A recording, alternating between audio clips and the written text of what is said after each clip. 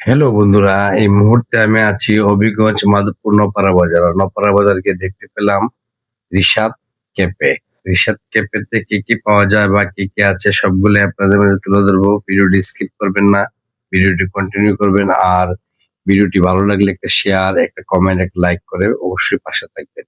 তো দেখতে পাচ্ছেন গুড ফুড চেঞ্জ মুড, এখানে এইসব খাবার পাওয়া যায়। আর আমার সামনে দেখতে পাচ্ছেন তাঁতের বানানো শাড়িগুলি খুবই সুন্দর, এবং শীতের চাদর আছে এখানে তাঁতের, খুবই সুন্দর এবং খুবই ভালো মানের। অবশ্যই যে দিদি ভাই এই দোকানটি করলো বা শপিং মলটি করলো বা রিশাদ ক্যাফেটি করলো, তো ওনাকে অসংখ্য ধন্যবাদ এমন একটি শোরুম এখানে দেওয়ার জন্য।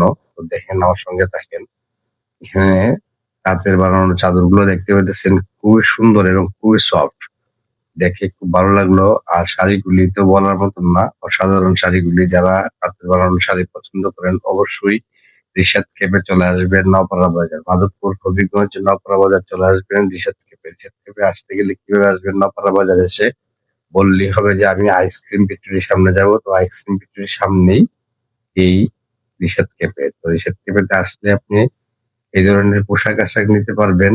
আর সঙ্গে যদি চান যে আপনি চেঞ্জ মুড বা গুড ফুড খাবার খাবেন, তো ভিতরে চলে যাবেন। তো এখানে যে দিদি ভাই আছে পরিচালনায়, উনি খুব ভালো মনের মানুষ এবং উনার মন অত্যন্ত ভালো মনের মানুষ উনি। দেখেন অনেক ভাইয়েরা আছেন আস্তে, আস্তে খাচ্ছে। তো যাই হোক, ভিডিওটা যদি ভালো লেগে থাকে অবশ্যই ভিডিওটা শেয়ার দিয়ে পাশে থাকবেন। আর আমার যে দিদি ভাই আছে এখানের পরিচালক, উনি খুবই ভালো মনের মানুষ, উদার মনের মানুষ। তো অবশ্যই এখানে আসবেন হবিগঞ্জ মাধবপুর নগর বাজার রিশাদ ক্যাফে আসবেন।